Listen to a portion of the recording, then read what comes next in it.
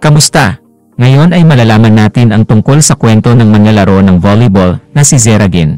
Si Zeragin ay ipinanganak noong Hulyo 7, 1999 sa Kartal, Istanbul, Turkey. Nagsimulang maglaro ng volleyball si Zera para sa VfB noong siya ay mga 12 taong gulang.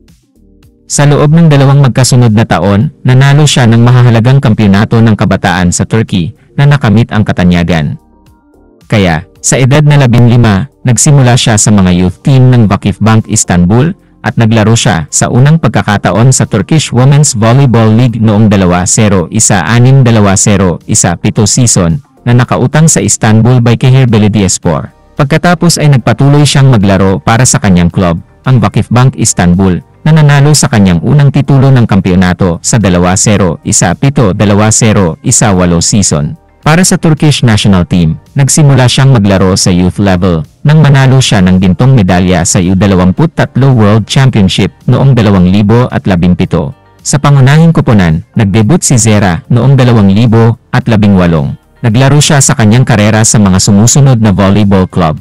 VakifBank sa season 2-0, 1-1-2, 1-2, 2-0, 1-3, 2-0, 1-4.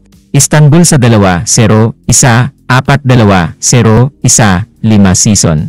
VakifBank sa 2-0, 1-5-2, 0-1-6 season. Bektastanbul sa 2-0, 1-6-2, 0-1-7 season. At VakifBank mula sa 2-0, 1-7-2, 1-8 season hanggang sa kasalukuyan.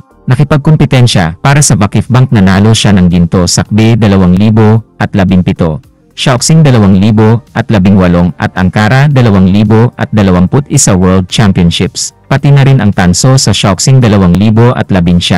Naglalaro para sa Turkey, mayroon siyang ilang mga titulo, tulad ng ginto sa Nations League na ginanap sa Arlington 2023, pilak sa Nanjing 2018 at tanso sa Rimini 2021.